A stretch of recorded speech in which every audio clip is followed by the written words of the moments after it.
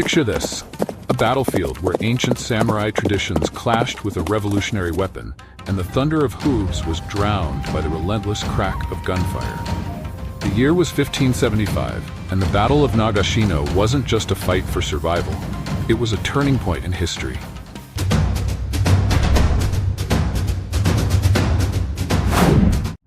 How did two brilliant minds outsmart a seemingly unstoppable cavalry force? And what lessons did this iconic battle leave behind for generations to come? Join us as we uncover the epic saga of bravery, innovation, and transformation that defined the Battle of Nagashino. The Sengoku period of Japan, an era of unending strife, where daimyo vied for dominance and the dream of unification seemed like a distant fantasy.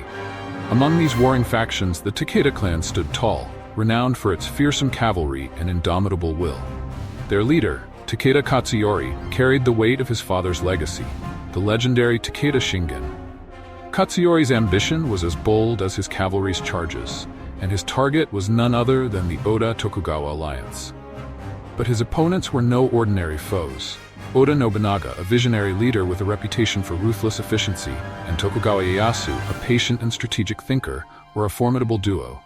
Together, they represented a united force determined to end Takeda's dominance. The stage was set, and the stakes were nothing less than the future of Japan. In May 1575, the Takeda army began its assault on Nagashino Castle, a critical stronghold that guarded Tokugawa Ieyasu's territory. Katsuyori believed the castle's defenders would crumble under his siege, but the defenders held out valiantly, buying precious time for reinforcements to arrive. Hearing of Nagashino's plight, Oda Nobunaga made a bold decision. He would not only relieve the castle, but confront the Takeda forces head-on. This was a gamble. Takeda's cavalry had a fearsome reputation, and an open battle seemed like suicide. But Nobunaga had something Katsuyori did not anticipate, a strategy rooted in modern innovation. The arquebus, a relatively new firearm in Japan, was dismissed by many as unreliable and slow. But Oda Nobunaga saw its potential. He didn't just equip his soldiers with arquebuses, he revolutionized how they were used. Nobunaga ordered his men to construct wooden palisades to protect the gunners. Behind these defenses, rows of arquebusiers were arranged in rotations, allowing one group to fire while the others reloaded. This tactic ensured a continuous volley of gunfire, a deadly innovation that maximized the arquebus's power. Nobunaga's army numbered around 30,000, with 3,000 arquebusiers ready to unleash this devastating strategy. The battlefield of Nagashino was about to become the proving ground for this revolutionary approach. June 28, 1575. As the morning mist lifted over the plain of Nagashino, the Takeda cavalry prepared for their legendary charge. Katsuyori's men, clad in intricate armor and bearing the Takeda banner, believed in their unstoppable might. With a thunderous roar, the cavalry surged forward, their lances aimed at the heart of Nobunaga's lines. But they met an unexpected wall, wooden palisades lined with calm, disciplined arquebusiers. As the cavalry closed the distance, a hailstorm of gunfire erupted.